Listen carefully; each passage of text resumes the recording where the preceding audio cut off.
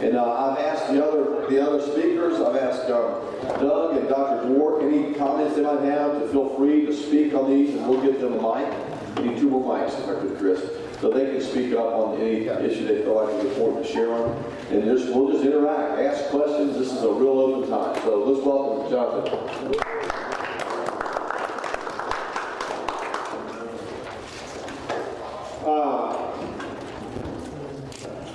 What an amazing morning. You know, I don't know that I really have anything to add. I'll do my best.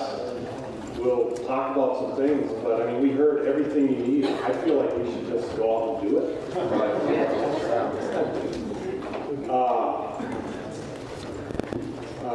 From Jen, our district superintendent of Maritime, I mean, I was really, God is really, when I took sabbatical 4 or 5 years ago, I have tons of family members that are pastors. And I just began evaluating. I have family members that are bitter against the church because their dad replaced a relationship with them with relationship. He replaced a relationship with his children with a relationship with those who were lost. And I said, God, help me never to head down that path. Then I have my dad's cousin pastored a very large church. This guy had more talent dripping and oozing off of him than any person I've met. I mean, he would just show up and 200 teens would come. And he would just preach and the church would just grow. Everywhere he went, the church grew. But at the same time, finances in his home were a mess. He was this high energy, high catalytic person. His personal finances were a mess. He got sick and he passed away, and I've now watched his wife and his kids who struggled for years. No life insurance, things were not in order, and I said, God, help me not to head down that path. Then I have a family member, because of his commitment to the call, he did not take care of his physical health. And now I watch as he's many times unable to play and run with his grandkids. And I said, God, help me not to go down that path. So I set a goal of losing weight, and I set a goal of Scott of exercising. And so I don't know if this is a tip or not, but I'll give it to you. You'll never be bigger on the outside than you are on the inside. You have to manage yourself. Amen. So I look at our staff all the time. I say, you've got to manage yourself spiritually. You've got to manage your finances. You've got to guard your heart sexually.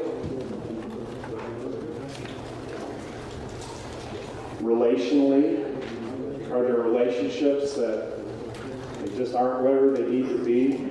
I tell our staff, you get paid to exercise. I don't know, Kyle, you need to tell your staff. We have a friend who's an FBI agent. He takes 3 hours out of his work week, and he works a lot. Yeah. He works a lot. But he literally takes time away from the office to exercise because the FBI says we don't want FBI agents that aren't able to think cognitively because their heart isn't, I mean, it is a medical fact that you cannot think as well if you don't get your heart rate at a certain, you guys know that, right? But I'll be honest, this last year, I've gotten away from exercising. It takes me up. I was doing so well. I hurt my calf, and I got out of the habit, and here I am a year later. And I probably exercised less than 5 hours in the last year. So that's one thought, is I tell our staff, I tell myself, that we have to don't take this wrong, you are the most important person in your ministry. Meaning you have to take care of yourself. It's not your wife's job, it's not the board's job. It's not the person who's calling you and saying, can you come help me? My marriage is in trouble. Why are you helping someone else's marriage when you yourself are not affirming and loving your spouse? The greatest sermon you will ever preach is how you take care of yourself. Not in an arrogant way, So I talked to our staff. Terry, which one did I miss? Your spiritual health, your physical health, your financial health, your sexual health, emotional. Your emotional health. You know, are you a wounded person? Are you emotionally needy? Do you need people to say, oh, you're awesome? No? When you preach, you get on Facebook so that you can see who posted, what an awesome sermon I heard this morning. If you don't get any of that emotional need filled by the end of the night, then you look somewhere else. Jesus Christ. He is the author and the perfecter of our faith. Mark gave us some amazing principles this morning. I mean, I'm just repeating things you've already heard. So that's one thing I guess I will share with you. The larger your church grows, the more critical it is that you take care of yourself. Because your life has a ripple effect. And it should scare you. To be honest with you, it should. If one person in town now knows who you are, you now have more influence and responsibility in this world. That's why I tell people, I tell our staff, I tell our church, every day life gets more complicated. I mean, it just does. It never is going to slow down. It's never going to get, quote, easier. You can convince yourself, oh, if we could just find someone who will help with social media. Our social media isn't what I would like it to be. Oh, if I could just get that in, oh man. You know what that means? Yeah, that's right. That's right. It means that my life now influences more people. And that should scare us, but what it should do is drive us to our knees in prayer. I want to go back to having a passion to reach people for Christ's sake. So I'm going to move on from that. Is that all right? So I don't know. Am I asking questions? Or am I just... Anyone have questions on that? Thoughts? The thing is how to do it, right? Yeah. What type of accountability structure do you have right now? It needs to be better. Okay. It needs to be better. So, I will say, what I struggle with is, I wish I would have known. No one ever told me as a new pastor, here's some relationships that you need in your life. No one ever told me that. And once again, I think, how are we sending pastors out? We're planting stuff, and we're doing all this. And who's helping us? I guess we sometimes have to figure it out later in the game, which I suppose that's part of life for all of us. But I will say, Mike, you know what Mark shared with us, having that safe voice. Many years I didn't have that. An accountability partner, I think the biggest tip, and I'm looking for one, I'll tell you that, okay? One of the best, I have a friend who pastors a very large church, and he says you need to find another Christian believer who goes to a different church than yours.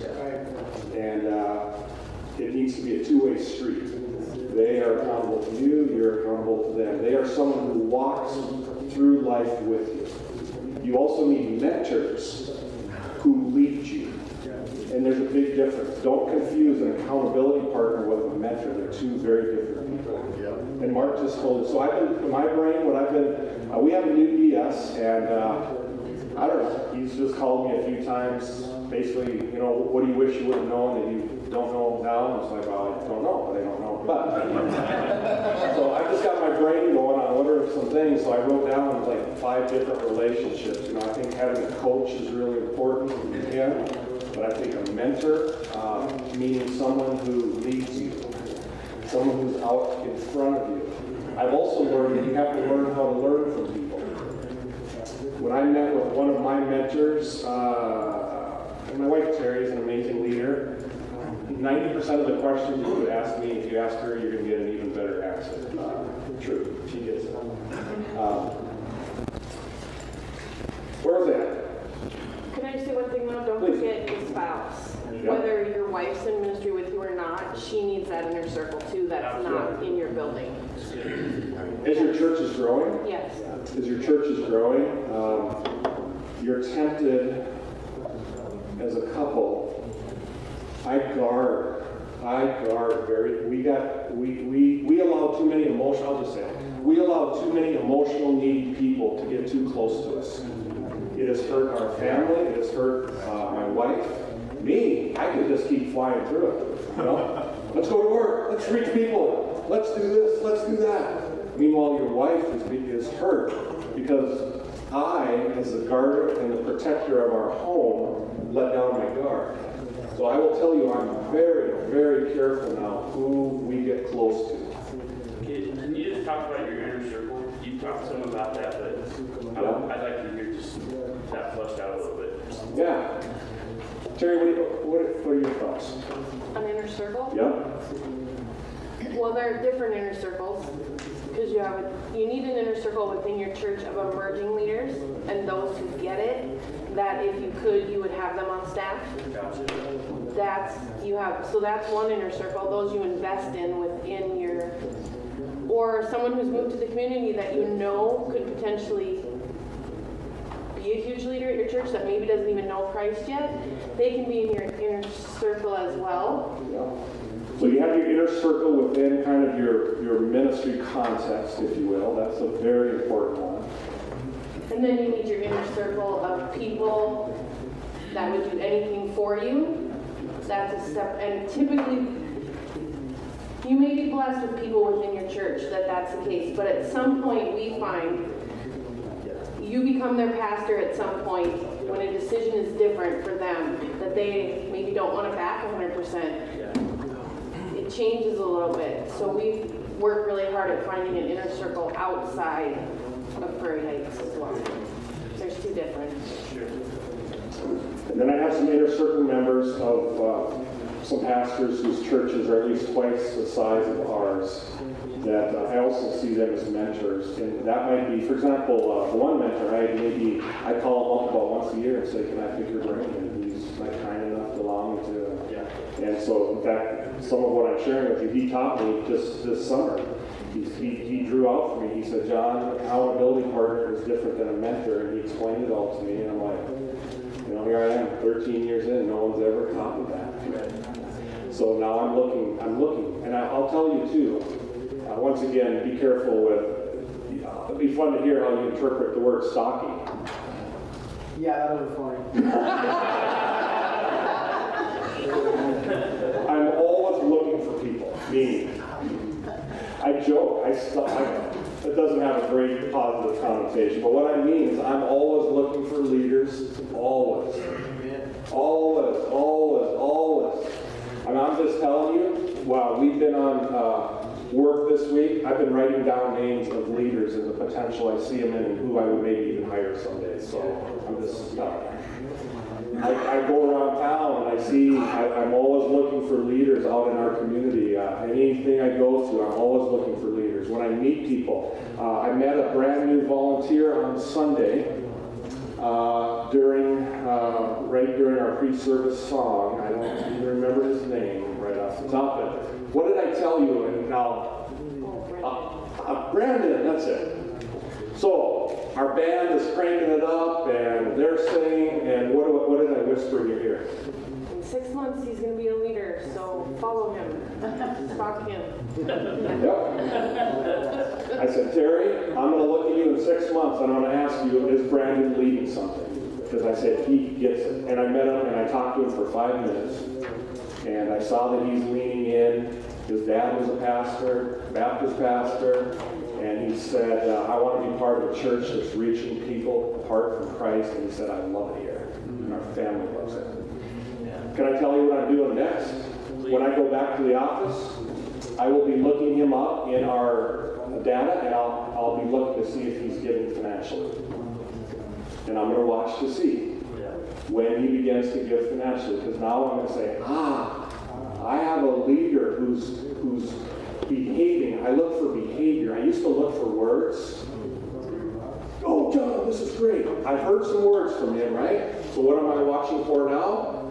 Behavior. I had a DS that said, he said, you know, in the South, John, in the South, people say, oh, we're here for you, and they'll jump off board really quick when they say that. In the North, they don't ever tell you that they're with you. They just show it, and they'll stick with you forever. And so I always look for behavior. Yes? There's a couple questions that were posed I think would be good for you to answer just yourself. Okay. If you'd like to take some time to do that. And any questions that I give, these are from the list that you gave me last night. Any questions that I read, if you have a follow-up to it or something, feel free. This is just open time. We've got 55 minutes to do this. So, and then we'll have Doug help us after lunch, and then we'll get together with the team after that.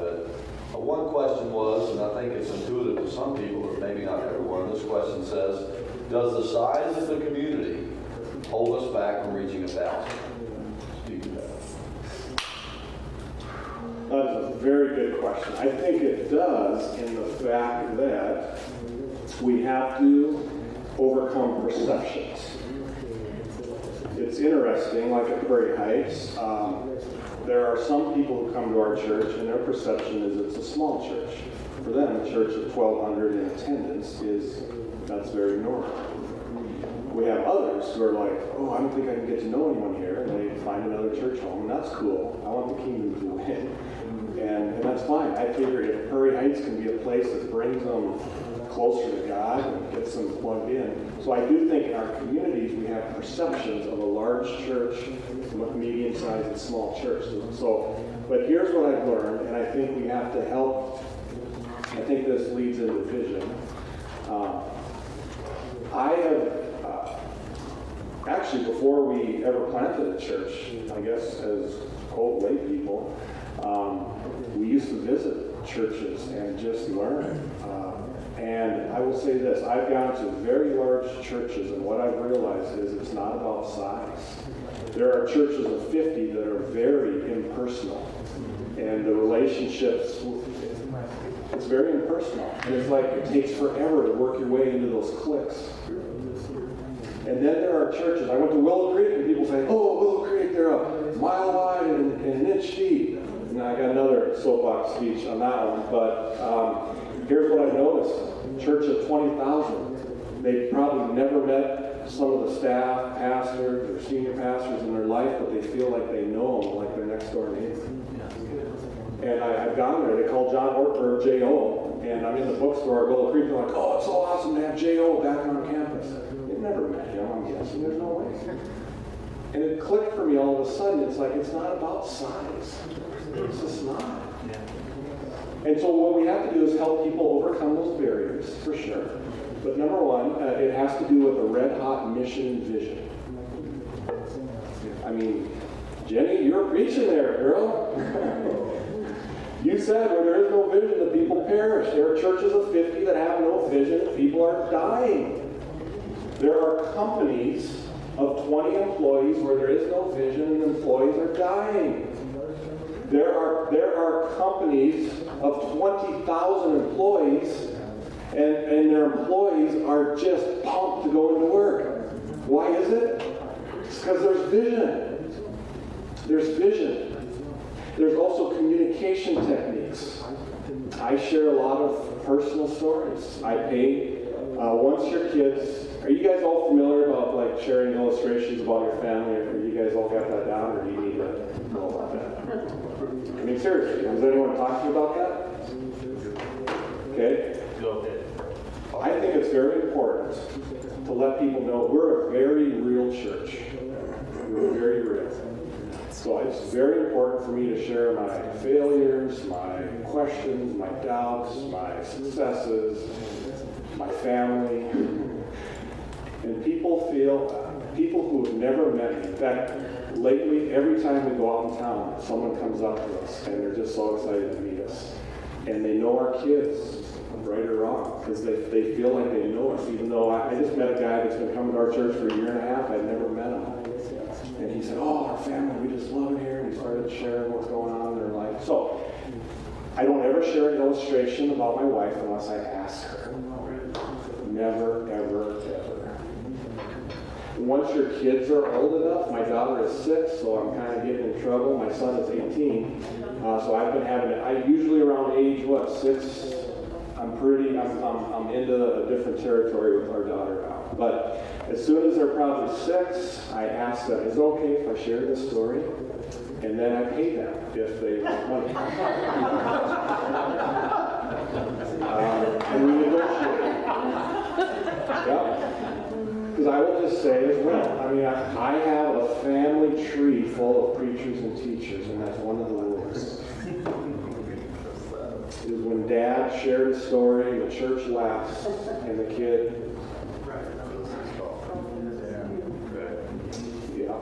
and after church, everyone goes up to him and says, oh, it was a great story about how you wrecked your bike. You wonder.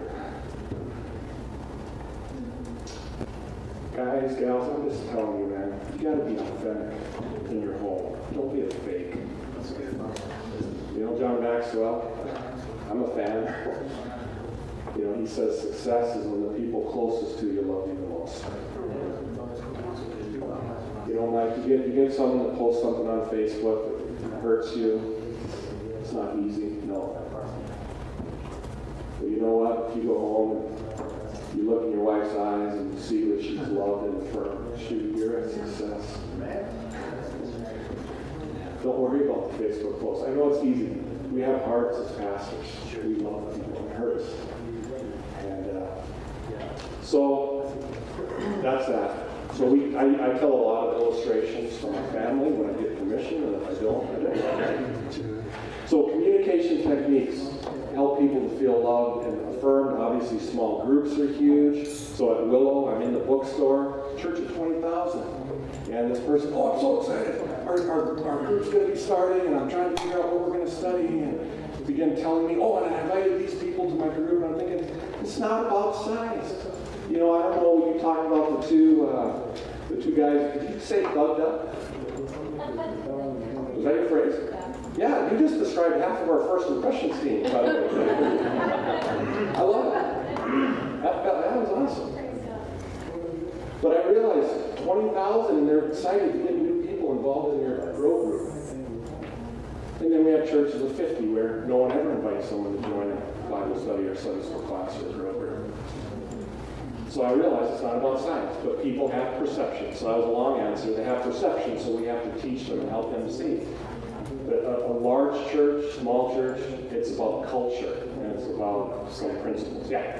John, can I ask you the question of the difference that your, whoever I guess was your mentor told you, the difference between accountability and mentorship? Yep. Accountability is someone who walks beside you. A mentor is someone who leads you. You have different types of mentors. He told me, he pastors a church of over 5,000 on the weekend. He said that he has different mentors, but he has one mentor who he said, if this person told me that as we were talking and they said, you know what, you need to move on to another church, he would do it.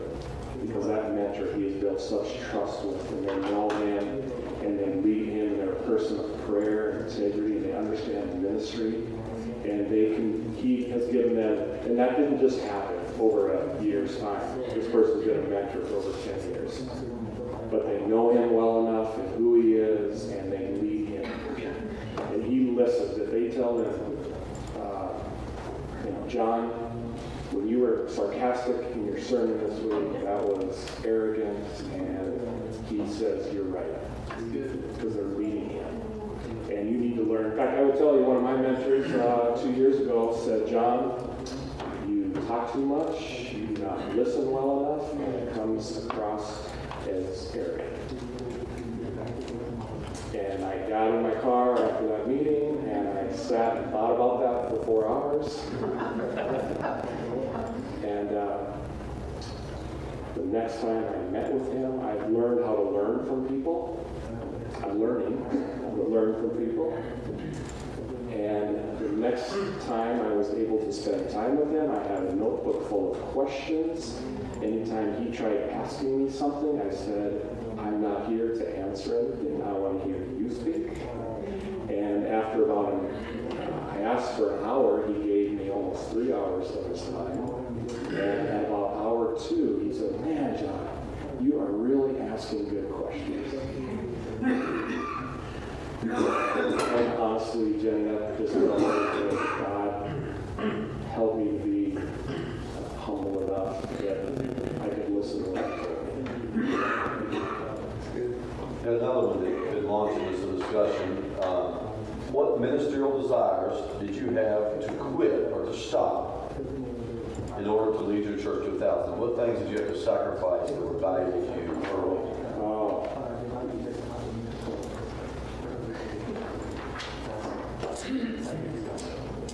That is a wonderful question.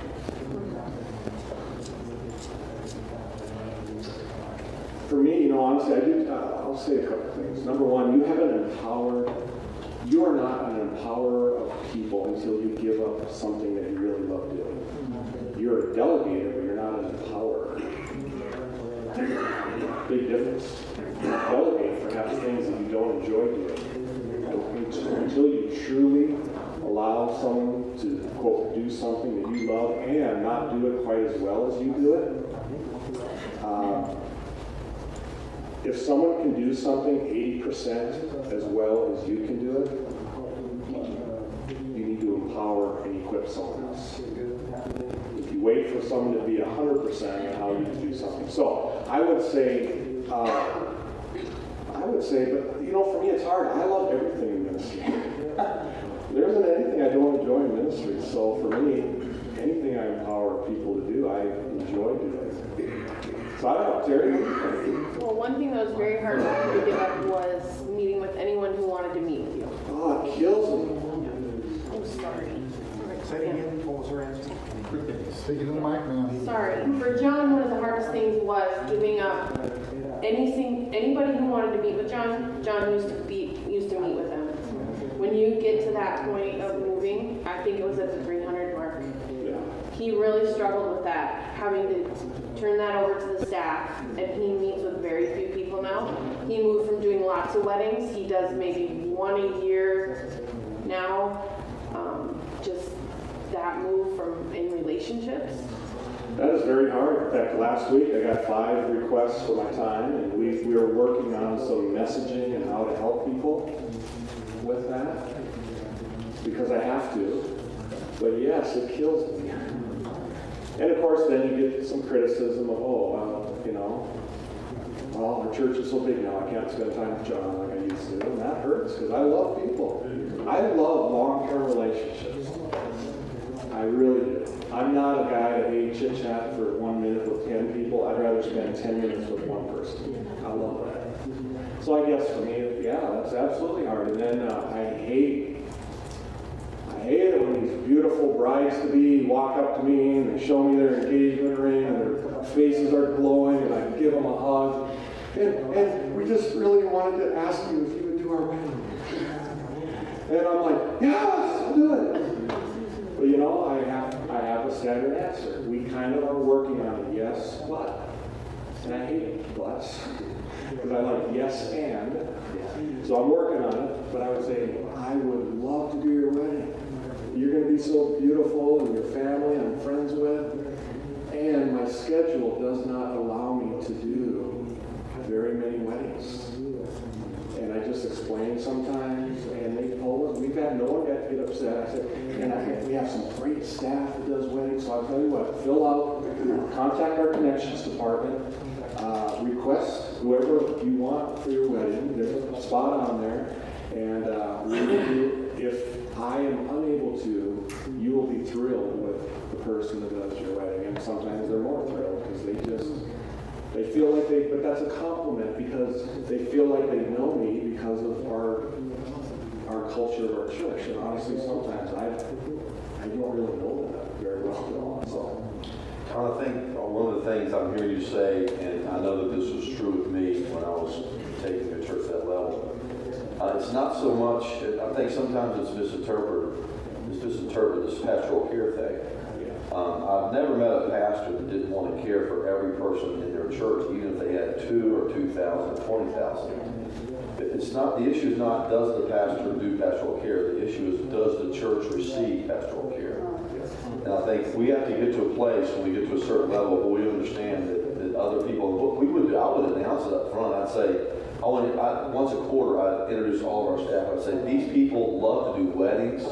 If these people, I would give them permission, blessing. If you want to do a wedding, you will not hurt my feelings, and you can offset some of that by doing that. And people will feel comfortable to go to other staff weddings, funerals, baptisms. I know that when we got up to about 600, I hardly knew anybody that joined the church. I didn't even know their names. My staff would introduce all those people, and I would come and shake their hands and greet them as if I knew their names. I was embarrassed that I didn't. But I knew that I couldn't give personal pastoral care to all those people, and I think we have to get to that place. There's a kind of a follow-up question here that might... So can I just answer two things? I use an Andy Stanley phrase, what I wish I could do for everyone, I still do for one. So I did. I had a guy contact me last week. Marriage sermon was great. Our marriage is in trouble. Is there any way I could? And so I did a phone call with him. We had a great time. Prayed for him. He's signing up. In fact, today he's going to be at my girl group. I have an apprentice who's a brand new believer who's leading the first week of our girl group, and I invited him to come. So Andy Stanley says, a lot of it is messaging as well. As you grow, you got to be really sharp on your messaging. So. I try to do for one what I'd like to do for all. And then Kevin Myers, 12 Stone, big old church, he has a very specific, if you ever get a chance to hear him talk about a king and who's at a king's table, Facebook Inner Circle, and I'm so bad. Who was it David? Who was the guy at his table that was like crippled? And there you go. I want to say, yeah, that guy. Okay. I call him my foot afflicted.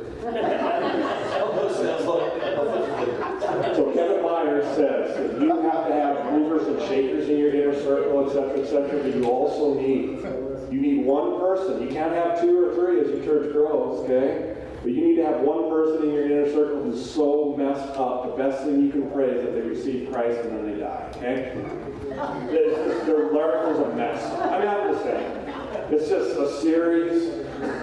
It's just a series of messes, right? But he said, as pastors, we want to help everybody. You can't have 10, whatever, or a guy that you so greatly pronounce, meth, not meth. Anyway, I'm sorry. And so he has this. He said, you know what, King David had a very needy person that didn't have much to offer. But it taught David a lot, and there was an intentional reason. So I'm working on trying to get an hour. I've been telling, I have 3 different folks that are trying to get me into Kevin Myers. We'll see if any of them come through. We will pay for a plane ticket if I can sit and talk to him one-on-one for an hour. I will tell me when, I don't care what time of day, what time of year, I will cancel anything else that I have on my calendar. I will go on a plane, I will talk to him for an hour, and then there will be and I said, I promise you there will be a kingdom ripple to that hour of time. And that's one of the things. He's working on another book on a king and his table, and he's very analytical and strategic, and I got so many questions about that king and his table. So I wanted to add one thing. In a church our size, if you're an established church, I think this people thing is a mindset thing. So I remind everyone that everyone's a minister, and then we have to teach our people that they think you're the only one that can do pastoral care. So we have to get them from thinking that to not only the staff, but every church person that is an effective leader is also a minister. So you actually are multiplying pastoral care many times over. So the opposite of Andy Stanley is the one you do will now minister to many. Yes. So for us in an established church, there's a mindset. And we have to get that mindset to change, and it's very hard. I'm going to say that is painful to change. And it's painful when you have pastoral gifts too. which is what you're saying. But it's a mindset. Yeah, I was going to say, I think there's something that, I'm going to tell a quick story, and I want you to tell me, guys, if you've had this experience. When I was in Sandia, we had a guy who had been in the church his whole life, probably since he was about 3. Pretty solid guy, just graduated from one of our universities, Alabama. He was probably 25 years old, been out for 2 or 3 years, been involved with our compassion ministry. He was working in our office. We had 2 offices, one in the valley and one in the mountain. We had 2 sites. So I lived in the valley area, so I'd come into that office more often than the mountain office.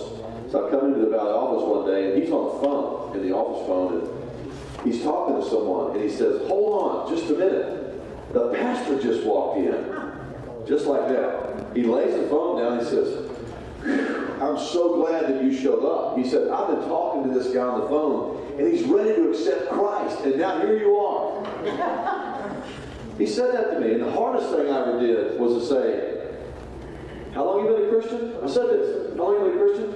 I said, "Have you ever led anybody to Christ?" I said, "No." I said, "That's going to change right now.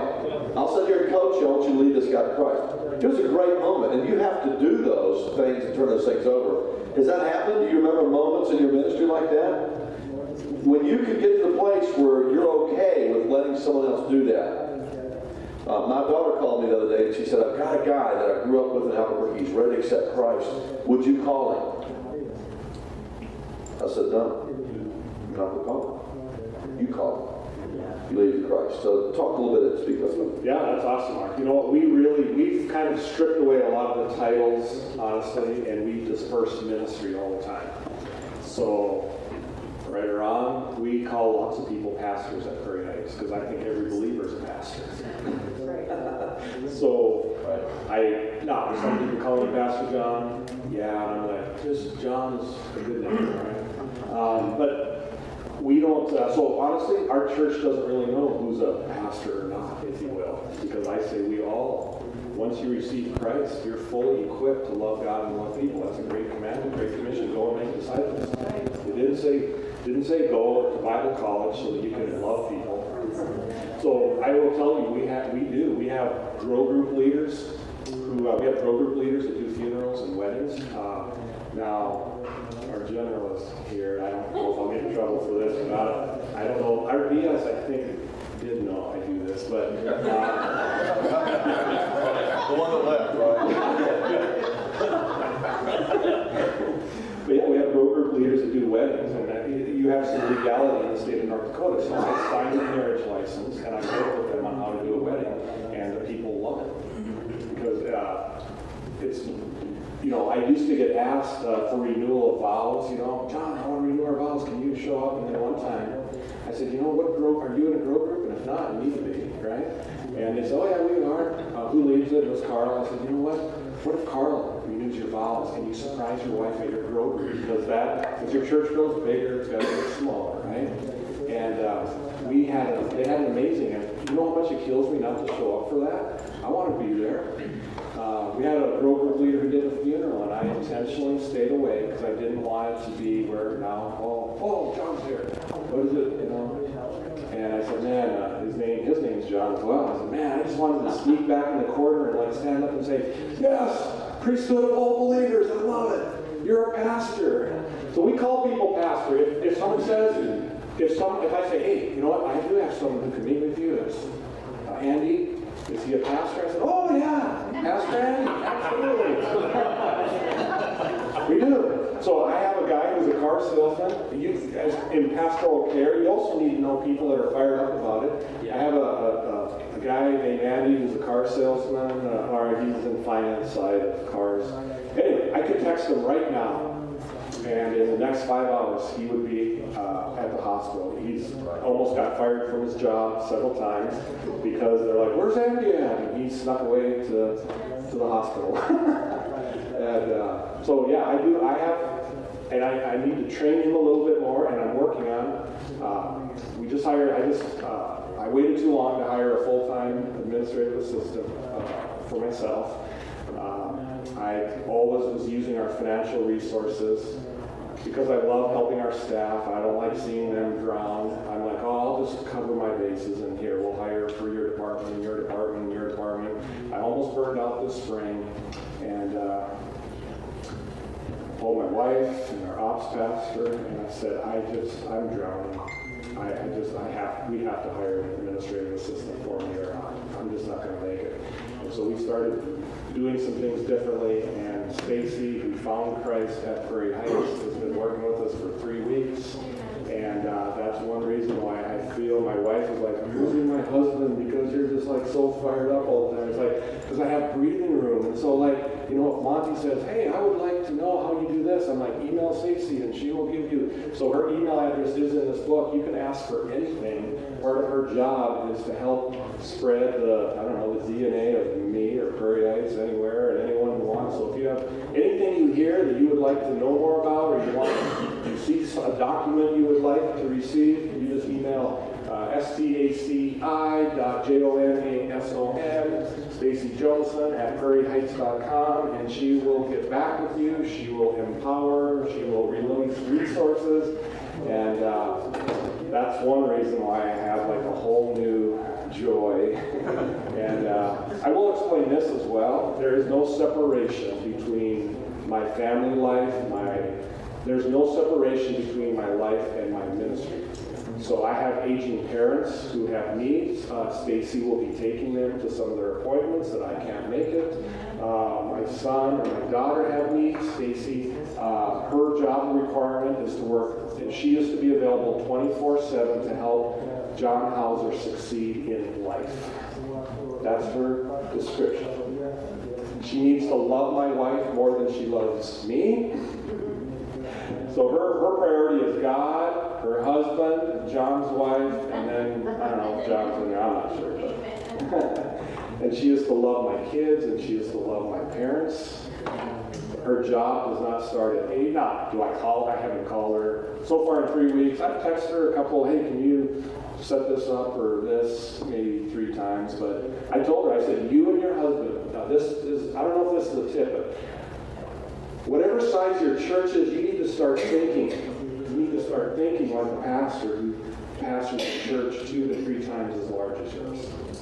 So I'm just trying to help you, because this is Keith, who pastors a church of 5,000, just taught me this like 6 months ago. And I wish I would have known this sooner, but so I'm just trying to share some with you, okay? So if I can just explain this real quick.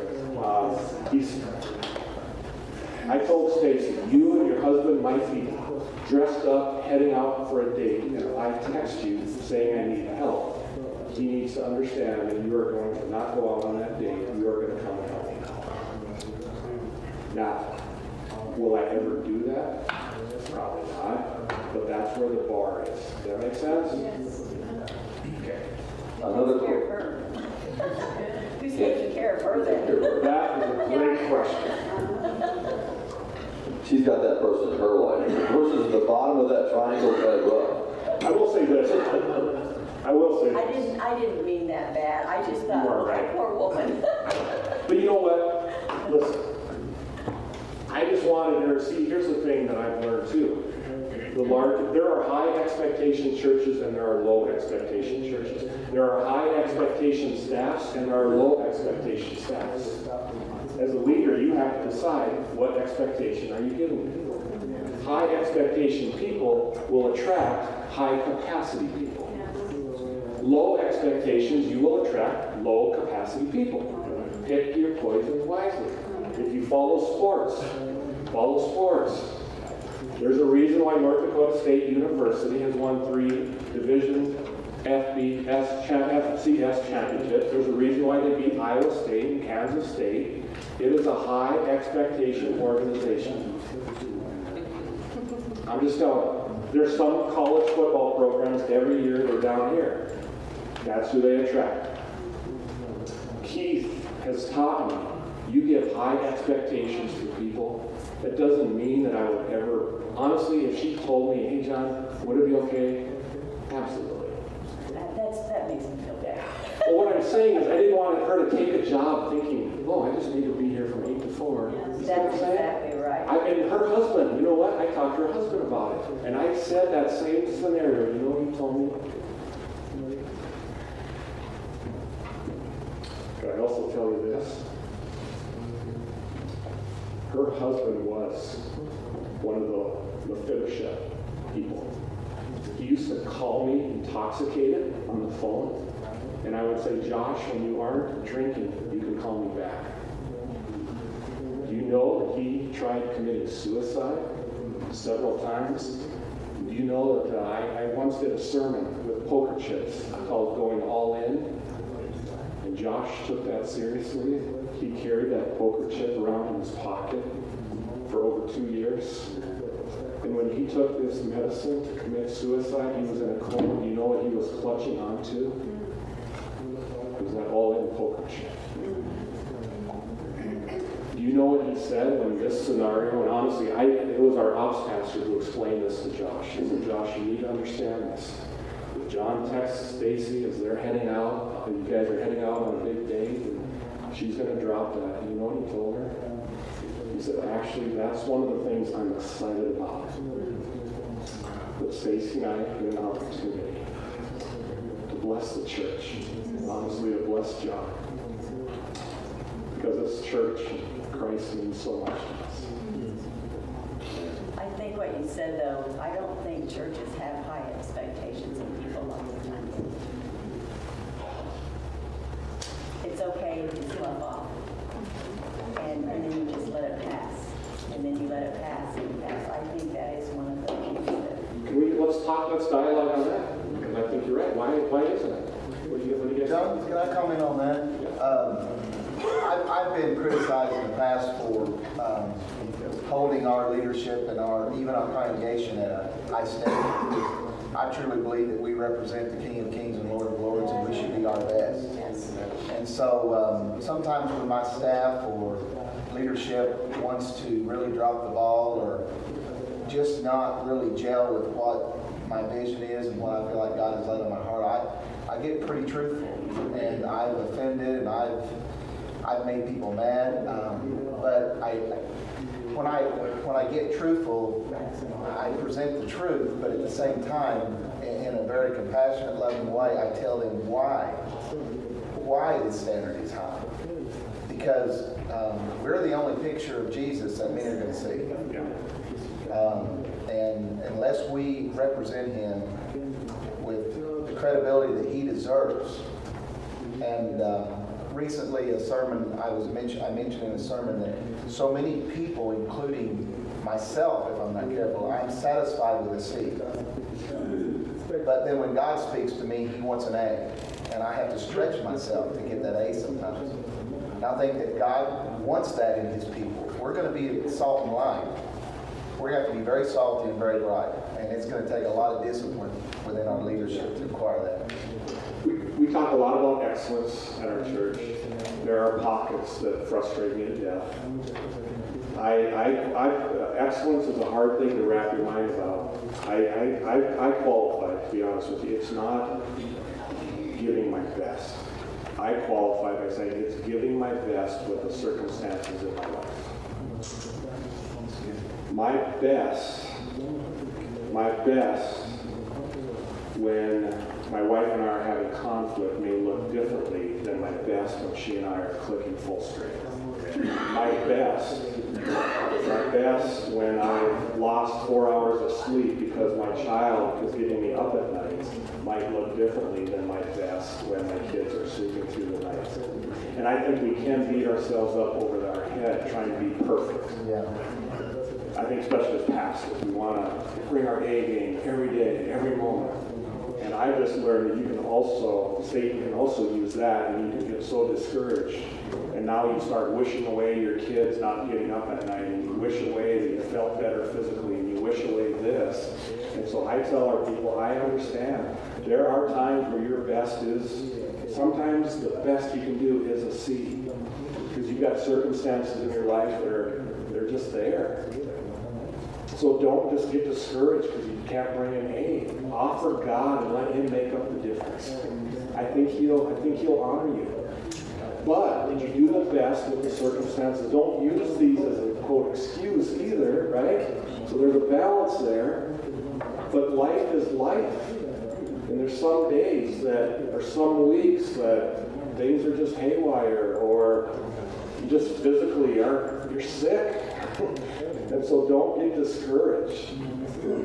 And so I don't know, and maybe honestly, one of my professors at NTS, he taught me that, and he shared his story, and I just remember that. I thought, you know what, I struggled with that for years, because all I ever heard was, give God your best, or did you do your best? And he said, guys, you know what, sometimes your best is going to be less than what your quote best is, because there's just things out of your control, and don't beat yourself up over that. So, but I do think our churches need to, man, Mark, I'm right with you. And what we try to do is we try to give everyone full of grace and truth. I think a lot of churches, we aren't truth tellers. That's our problem. You know, And we don't have a theology of grace because we don't sin. So that's a tough one. So. there has to be a balance, and I just find spiritually when the enemy comes around, it's so easy for us to accept less when God has so much more. Absolutely. Because the enemy's constantly trying to fight that excellence. And Mark, that's where we have to be bigger on the inside. Meaning we've got to be giving God our best in our personal health. And then our church needs to see that we do our best. We don't do more, we do less. And what we do it well. John, I think we've got to be careful not to confuse expectations, Yeah. performance, and spiritual growth, where people are spiritually.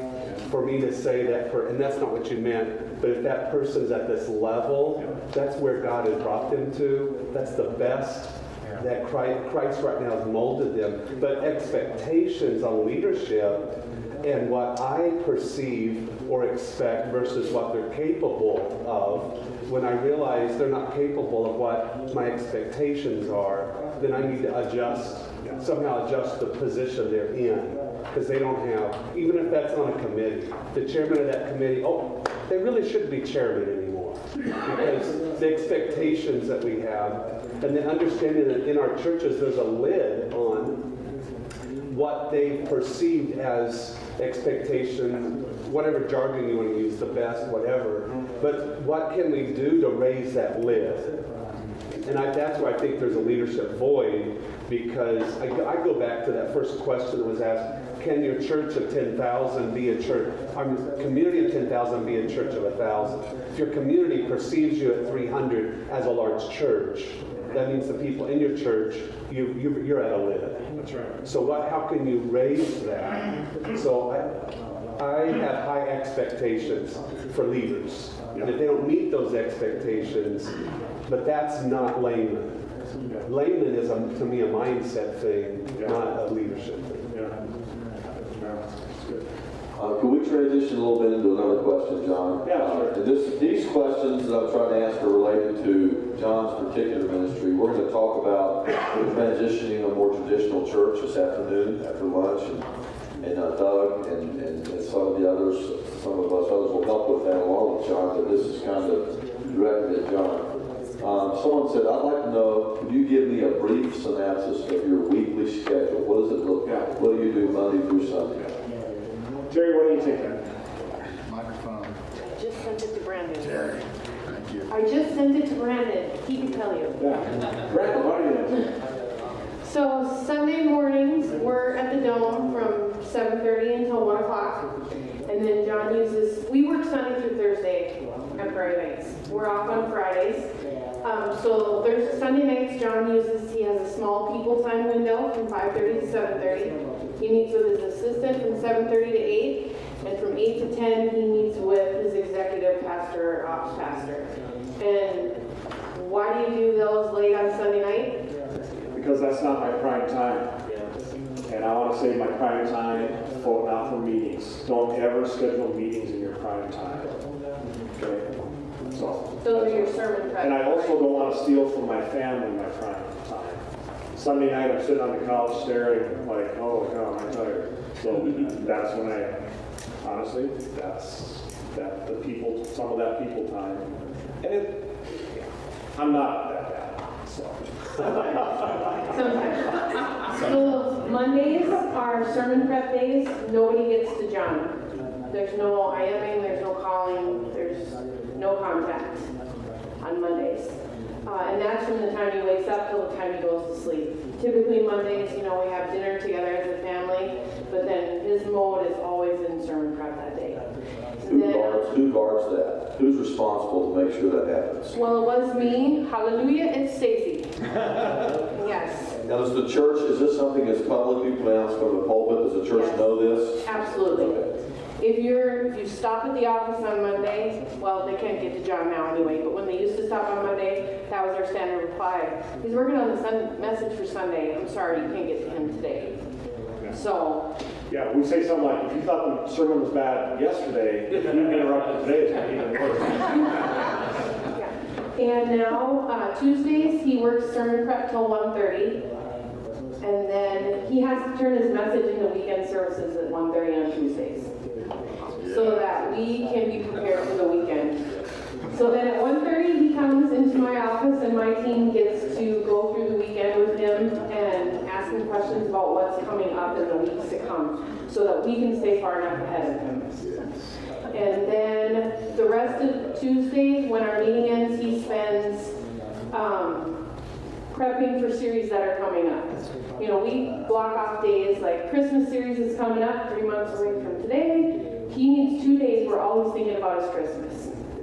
So those are on his schedule on Tuesdays that he always thinking about is Fear Not right now because that's going to be the Christmas series.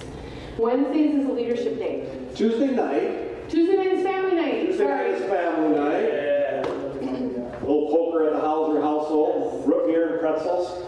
Yes, or our son and John play pool a lot together, so they'll go off and play pool on Tuesday nights. Fight drives. Yes. Wednesday is leadership day, so Wednesday morning, he either meets with the directional leaders or all the staff. Once a month the staff, every other week the directional leaders, and then I would also meet with emerging volunteer leaders that I want to invest in. So Wednesday, I put my leadership hat on, if you will, from the moment I wake up. All I'm doing is what can I do to raise godly, effective leaders in Fargo Moorhead, not just in our church.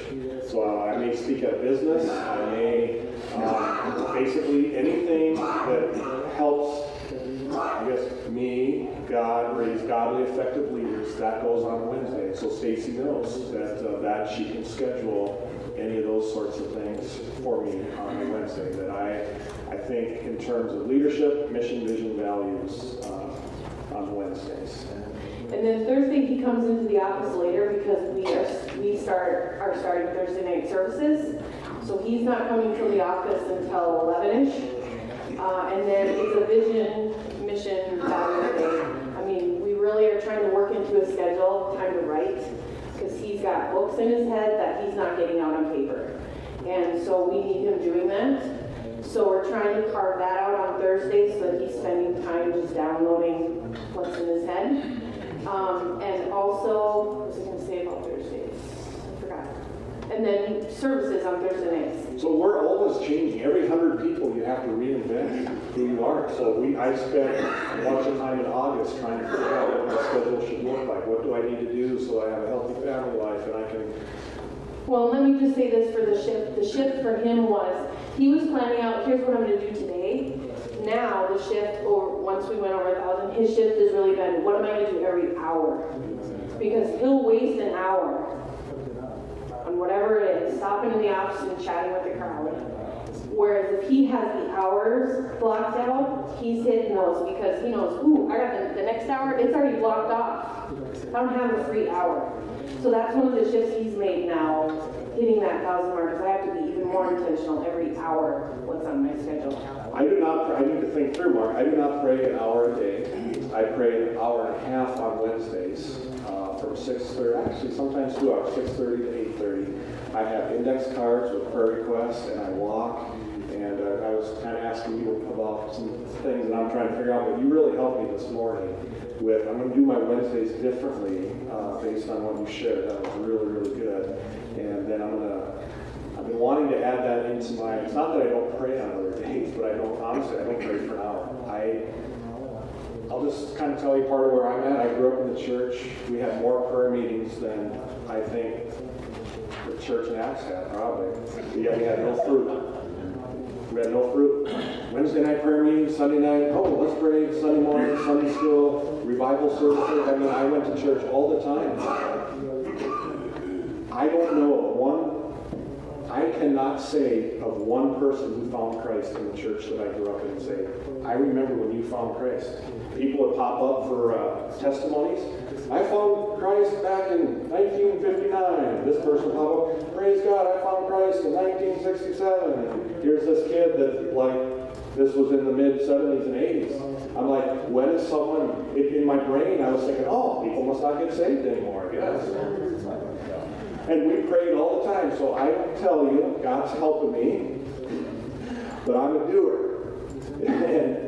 and I stay connected to the vine. I think God does speak to me throughout the day. I pray often, like before I head into meetings, as I'm working on a sermon, I'll pause, so I disperse prayer. Maybe that's, I don't know, I'm just telling you how I remember taking from Chick Shaver at seminary, where he's like a good believer of Christ. He used to get up in the morning and pray for 2 hours, and I'm like, I tried, and I realized I was trying to, like David trying to put on, Saul's armor. I'm like, this is killing me. And so I'm still trying to work on that. What does that look like? Yeah. Well, obviously, the discipline, it's inspiring. It really is. So, I know God's blessing that, the preparation, all that. And I know your heart's to follow the Spirit. It's leading. I can sense that. So when does the Holy Spirit be able to move you out of that? Monday is sermon day, but obviously if the Spirit talks, He says, go to that guy. How do you carry all that? Because you got to do this. You got to, because you're responsible and you're dribbling out. But It's a great question. It's a great question. I will say,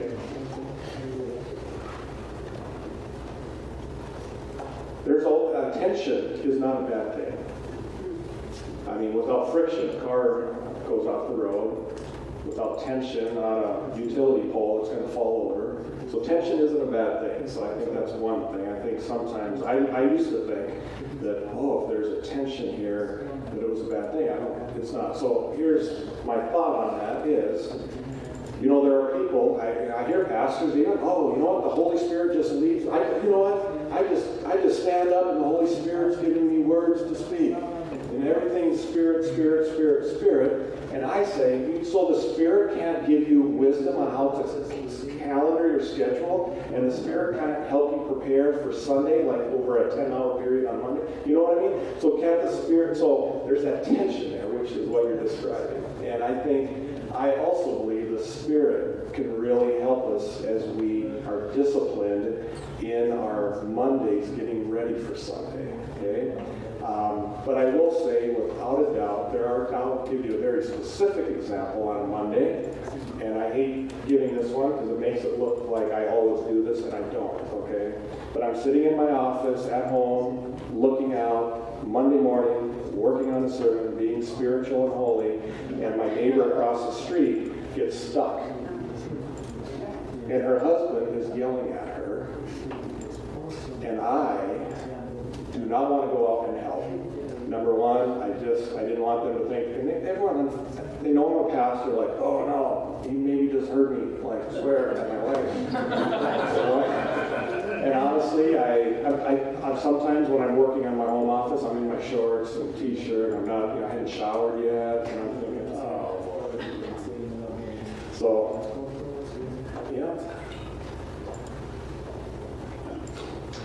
it's easy to talk. We have a word called civilization. See, we like dispersing prayer, we like dispersing ministry, we like dispersing serving. It's just the kingdom, it's the body. So we have a term called civilization. We're trying to get it in Webster's dictionary, and that's one of my goals. That's one of my dreams before I die. And what civilization means is means lots of things, but it means church happens. Wherever a believer is and there's a need, we don't have to call a pastor, we don't have to call a committee, we don't have to start a ministry. Here's a novel, I'm not against starting ministry, so I'm not trying to be sarcastic here, right? But here's a novel idea. My next door neighbor loses his job. I don't have to start a ministry for those who are out of work. I can go over there and let them know I care about them and take them in. So I'm working on a sermon. I see my neighbor in need, and God's like, I literally shut my curtain. And man, the Spirit said, John, don't you think I could help you with the sermon? And my wife couldn't believe, like, what are you doing? doing, you know? Because she's like, where did you go? I said, well, our neighbors, they got stuck. And I was watching him. I'm like, come on, God, help them get in. And God said, John, get your butt out there and help them. I did say, you helped me, yeah. And so I did. So I will say I am open. In fact, I will also share when that goofy cell phone goes off and you're like, oh, did I get it or not? I can share with you some stories as well where I was obedient to the Spirit, but I'll also tell you, it's Mark, right? Yeah, Mark, I'll also tell you there are times when I let opportunities go by because I'm kind of on what I think is God's agenda, and I do it. So that's the best I can answer that. Yes. Okay, John, we're about done with this session, but I want us to just take a minute and just do a little recap while you're here and maybe some other comments. I'd like for you just to stand up. When I was pastor, we had what's called praise pods. We've got to have people stand up and give a word or a small brief sentence, not a paragraph, not an essay, not write a book, but a word or a small sentence on something they learned that they're going to add to their lives this morning. So just start standing and tell, what did you learn? What did you gather? What did you get a hold of today that you're going to add to your life? Just stand up and tell me one. I would say that I've always believed that churches grow because they do things differently than the churches that aren't. And I'm walking away from here today saying the leaders of those churches do things differently in their daily lives. And so I think that's where our challenge is most. Good. Thank you. Good. Somebody else. Something you picked up that's going to help you. Who's at the King's table? I just want to really develop that inner circle. Good. Good. Somebody over on this side. To empower people, you have to give up something you love. Right. Good. Anybody in this section said something? Excellence is doing the best in my circumstances, not using the circumstances as an excuse, but like I said, life happens. And if you can maintain or do the best you can do, that's good.